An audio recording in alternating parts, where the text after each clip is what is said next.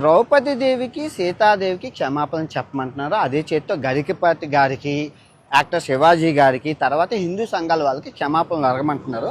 వినాయకుడి సన్నిధిలోనే నేను క్షమాపణలు కోరుకుంటాను.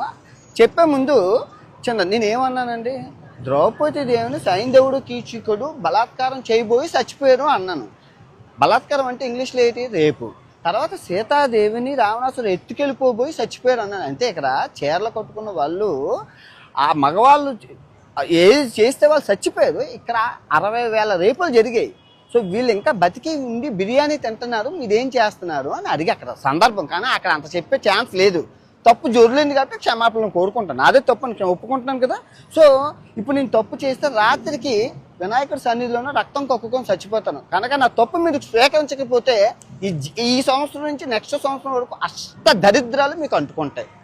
ఛాలెంజా వినాయకుడి మీద ప్రమాణకం చేసి చెప్తున్నాను. నేను తప్పు చేస్తే ఈ రోజు రాత్రికి రక్తం కొక్కుని చచ్చిపోతాను. కానీ మీకు ఈ సంవత్సరం 26 అంతా నాలుగు మీద మచ్చలోనే అష్ట దరిద్రాలు పట్టుకొని సర్వనాశనం అయిపోతారు.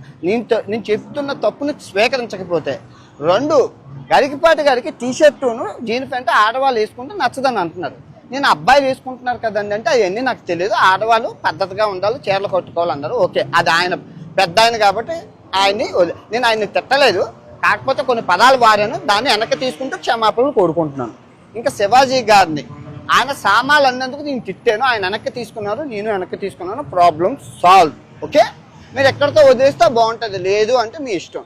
నేను ఇప్పుడు మంచి శాండ్విచ్ మసాజ్ థాయిలాండ్లో చేసుకొని రాత్రికి మంచి సినిమాకి వెళ్ళి ఆ వీడియో రేపు పొద్దున్న పెడతాను. ఓకే, నేనైతే చిల్ అవుతాను, రిలాక్స్ అవుతాను. మీరేం అవుతారు అనేది మీ మనసుకే ఆలోచించేస్తున్నాను. Love you all. అందరూ బాగుండాలి, అందులో నేను ఉండాలి.